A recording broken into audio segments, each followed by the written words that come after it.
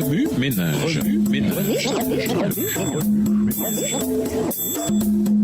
Bienvenue dans votre émission. Remue ménage. Nous voilà au mercredi 19 octobre. Courage.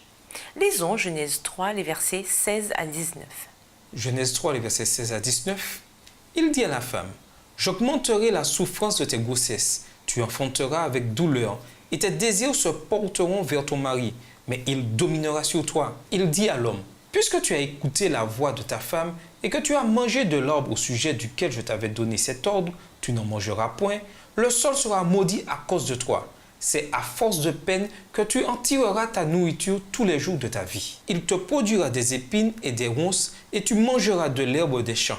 C'est à la sueur de ton visage que tu mangeras du pain, jusqu'à ce que tu retournes dans la terre d'où tu as été pris, car tu es poussière et tu retourneras dans la poussière. » Depuis la chute, les êtres humains ont été témoins de l'accomplissement de Genèse 3, les versets 16 à 19. Les mots tels que chagrin, douleur, malédiction, sueur et mort firent désormais partie de leur vocabulaire. La malédiction prononcée sur l'humanité dans Genèse 3 durera jusqu'au retour de Jésus. Tenter d'exclure la possibilité de la souffrance que l'ordre dans la nature et l'existence du libre arbitre impliquent, c'est exclure la vie même. Voici 4 choses dont il faut se souvenir lorsque nous souffrons. Premièrement, la souffrance n'est ni une indication du déplaisir de Dieu envers nous, ni le châtiment de nos péchés.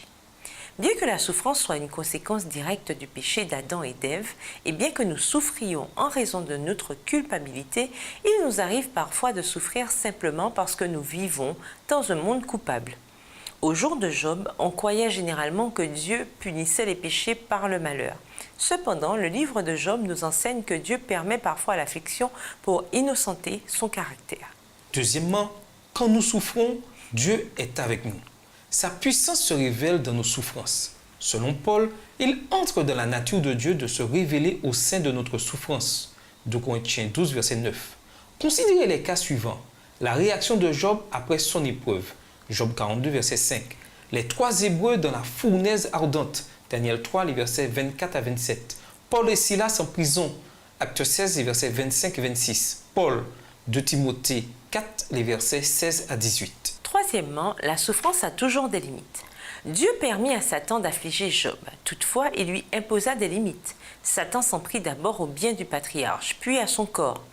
Le Seigneur connaît nos faiblesses. Jamais il ne permettra à Satan de nous tenter au-delà de nos forces. Psaume 103, les versets 13 et 14, Ésaïe 43, les versets 1 et 2. Quatrièmement, compatissez aux souffrances de vos semblables. Une grande partie du ministère terrestre de Jésus consistait à soulager la souffrance. Il guérit les malades, ressuscita les morts, chassa les démons, nourrit les gens et leur communiqua espérance et courage afin qu'ils mènent une vie pleine de sens. À l'instar de ses disciples, il est de notre devoir de compatir aux souffrances des autres en les soulageant de toutes les manières possibles. Romains 15, verset 1, Galates 6, verset 2. Remue ménage. Personne n'échappe à la souffrance. Quelle doit être notre attitude quand elle se produit? Job 1, le verset 22, Romains 12, le verset 12. Dieu souffre avec l'humanité. Qu'est-ce que cela veut dire? Justifiez votre réponse par des exemples bibliques. Ésaïe 43, les versets 1 et 2, Hébreux 4, verset 15. Faites une liste des façons pratiques par lesquelles vous pouvez compatir à la souffrance des autres. Quel ministère pouvez-vous lancer à cet égard? Jacques 1, le verset 27. Au revoir. Et à demain si Dieu veut. Remue ménage.